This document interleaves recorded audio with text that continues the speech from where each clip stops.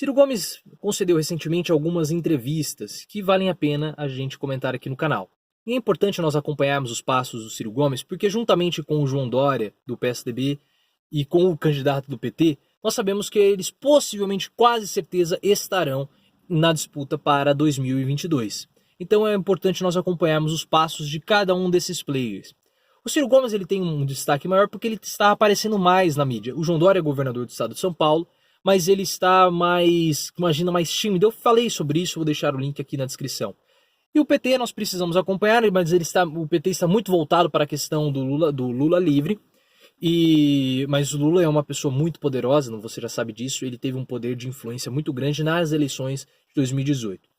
E para entender as entrevistas do Ciro Gomes, você precisa entender o seguinte, que há uma disputa para saber quem que vai liderar a oposição. De um lado nós temos o PDT e do outro lado nós temos o PT. Aquele que vencer essa disputa vai liderar a oposição e vai ser naturalmente o candidato da esquerda mais forte para 2022. Ciro Gomes está com a sua estratégia de percorrer o Brasil, o PT está com a sua estratégia para tentar forjar, e aí no caso forjar não é sentido pejorativo não, é forjar de construir o herdeiro do ex-presidente Lula, o herdeiro político do capital político do ex-presidente Lula. Então por isso que o PT está nessa caminhada do Lula livre. Eu não vou me estender muito nessas duas estratégias, porque eu já fiz um vídeo falando sobre isso e eu vou deixar aqui na descrição. E antes de falar qualquer coisa, eu acredito que ambas as estratégias estão corretas porque elas estão buscando aquilo que falta para cada um dos partidos, mas depois você entra aqui no link e pode ver as estratégias em mais detalhes eu explicando. Mas Ciro Gomes concedeu as entrevistas, agora vamos falar sobre elas. E a entrevista para a TV Gazeta foi a melhor entrevista do Ciro Gomes até o momento. E eu julgo essa como sendo a melhor entrevista, não tanto pelo conteúdo do Ciro Gomes que ele falou, mas sim pela entrevistadora, Maria Lídia. Maria Lídia ela é já uma jornalista com muita experiência, com muita bagagem, participou dos Meninas do Jô, e ela foi muito provocativa com o Ciro Gomes. Ela foi lá, ela cutucava, ela instigava, ela provocava o Ciro Gomes, e isso é importante de um jornalista, de um entrevistador. O entrevistador ele precisa cutucar o entrevistado para que o entrevistado possa dar boas respostas. Para você ter uma ideia, ela começou a entrevista e tal, falou do Ciro Gomes, perguntou se ele tinha interesse em 2022. Ele falou assim, sempre tenho interesse, né? Mas eu vou pensar 100 vezes antes de me candidatar. Aí logo no começo ela já falou assim, não, isso é falta de convicção, Ciro? Já deu uma bem peito do Ciro Gomes para desarmá-lo. E isso é importante, tem que haver, o entrevistador precisa empurrar o entrevistado contra a parede para que ele possa soltar boas respostas. E o Ciro Gomes foi muito sagaz, saiu muito bem da pergunta. E aí Maria Lídia tocou naquele ponto dos 100 dias. Por que Ciro Gomes disse que ia ficar 100 dias e depois acabou quebrando essa fala, que acabou quebrando o silêncio? E o Ciro já chegou criticando o PSDB e o PT, porque o PSDB ele não aceitou a vitória de Dilma lá atrás, ele considera isso um golpe, e o PT não, entre aspas, não reconheceu o Bolsonaro, porque não foi até a cerimônia de posse do Bolsonaro. Ele, Ciro Gomes e o PDT foram, porque eles têm que respeitar o jogo democrático. Ele falou que ele ia ficar 100 dias afastado, porque isso é de praxe em respeito aos eleitores do Bolsonaro, que foram enganados, escolheram o pior candidato, melhor dizendo, escolheram o pior candidato, e isso é praxe nas grandes democracias. Nas democracias mais desenvolvidas, você espera um certo tempo para poder começar a se manifestar. Só que, em decorrência de alguns fatores, ele foi obrigado, em respeito ao povo brasileiro e aos eleitores do Bolsonaro, ele teve que quebrar o seu silêncio. E aí Maria Lídia pergunta para o Ciro Gomes se o brasileiro votou errado, então se ele está dizendo que o brasileiro votou errado. Aí ele falou assim, que o brasileiro não votou errado, na verdade o brasileiro é vítima do sentimento anti-PT, que é um sentimento justo e legítimo, porque o PT é uma facção criminosa. Ele já havia falado em uma outra entrevista, gerando menor polêmica, que a chefe da quadrilha PT é a Glaze. Ele, na entrevista para Maria Lídia, na TV Gazeta, ele elogiou alguns quadros do PT, elogiou o Eduardo Suplicy, elogiou o Fernando Haddad, mas ele criticou bastante o PT. E os pontos que fizeram o Ciro Gomes sair do silêncio foram a disputa Brasil e China, que poderia prejudicar o nosso agronegócio, a nomeação de um general brasileiro a mando dos Estados Unidos e também a crise na Venezuela. E aí ele continua falando, alguns assuntos, e a Maria Lídia chega e fala assim, a impressão que dá, Ciro, é que você está em constante campanha, porque nós sabemos que alguém que não tem cargos eletivos, não tem cargos públicos, tende a cair no ostracismo para 2022.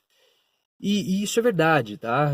Ciro Gomes precisa aparecer. Essa estratégia do Ciro Gomes É uma estratégia correta, na minha opinião, porque Ciro Gomes não pode se dar ao luxo de tentar ser o Lula, de ficar afastado e depois, em uma única aparição rápida, já conseguir arrebatar todos os corações, seja de um modo positivo ou do modo negativo, porque só Lula é Lula. Eu também fiz um vídeo, o título do vídeo é esse, só Lula é Lula.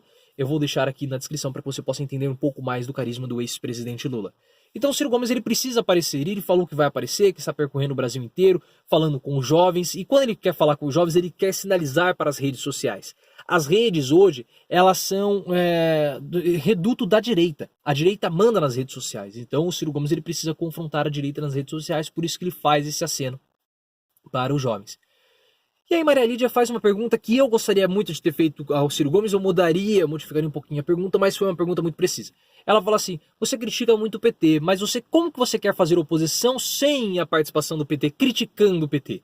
Aí ele explica a situação, que ele não aceita o projeto de hegemonia do PT, ele faz as suas críticas ao PT, mas no final eles sempre vão tentar votar em conjunto no Congresso para tentar barrar algumas coisas, como por exemplo a reforma da Previdência.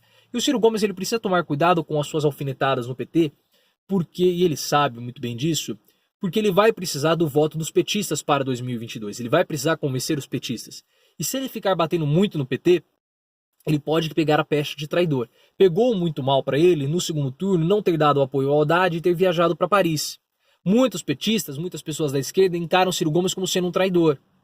Então, se ele bater no PT, ele pode ser visto como um traidor do PT, como sendo um traidor da esquerda e não ter o voto dos petistas.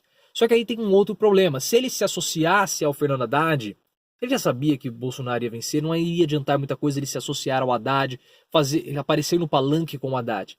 Porque se ele se associasse, ele seria vítima do sentimento antipetista, que foi o que acabou prejudicando o Márcio França na disputa para o governo do estado de São Paulo.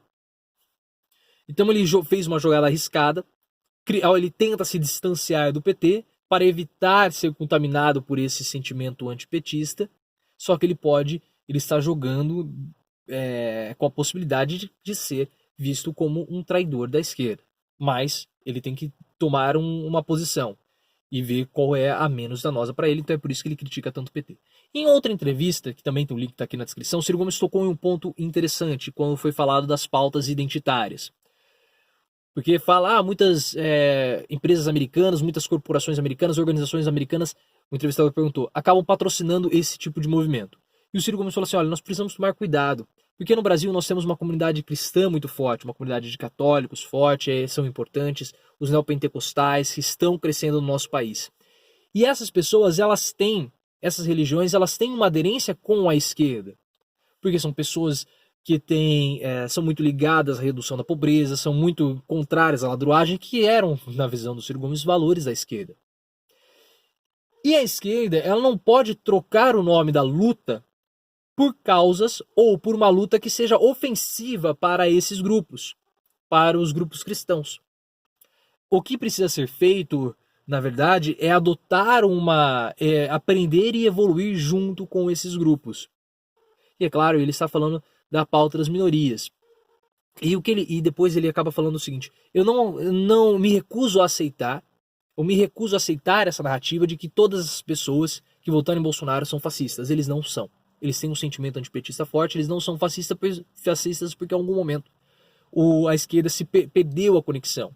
E aí ele faz uma crítica à esquerda que é muito forte e é interessante eu até concordo com ele. Ele fala assim, a esquerda se refugia nas pautas identitárias porque a esquerda não tem projeto. E isso é uma coisa que cabe reflexão. Então o que ele fala? As pautas das minorias, as pautas identitárias, elas precisam vir junto com esse projeto. Então precisa haver um projeto maior da esquerda que acabe incluindo as pautas identitárias.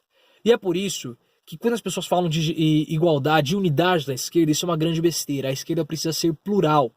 Precisa ter pessoas que falem da pauta do trabalho. Porque se só ficar na pauta identitária, a comunidade cristã não vai virar de costas, vai virar as costas para a esquerda.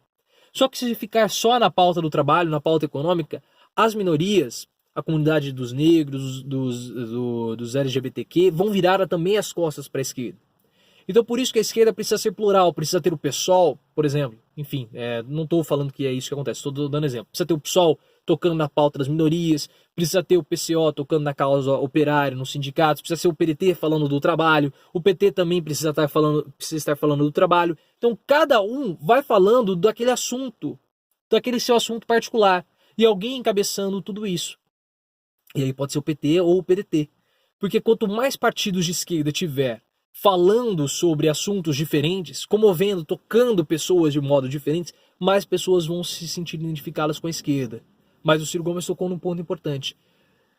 A comunidade cristã é uma comunidade muito relevante e importante para o nosso país, e nós não podemos, Ciro Gomes, nós não podemos tocar em assuntos que sejam ofensivos para essas pessoas. E é por isso que aquele tweet do Bolsonaro foi preciso. Porque quando ele fala, sai em defesa da família, ele está conversando com essas pessoas, com os católicos e principalmente com os evangélicos. Por isso que aquele tweet do Bolsonaro, eu vou falar sobre ele mais uma vez, possivelmente no vídeo de amanhã. Então, para acompanhar esse vídeo amanhã, que vai ser um vídeo já com texto no meu blog, se inscreva no canal, considere se inscrever no canal, compartilhe esse vídeo principalmente com aqueles que você sabe que gostam do Ciro Gomes, e lembre-se, vamos sempre sair do raso e aprofundar o nosso discurso.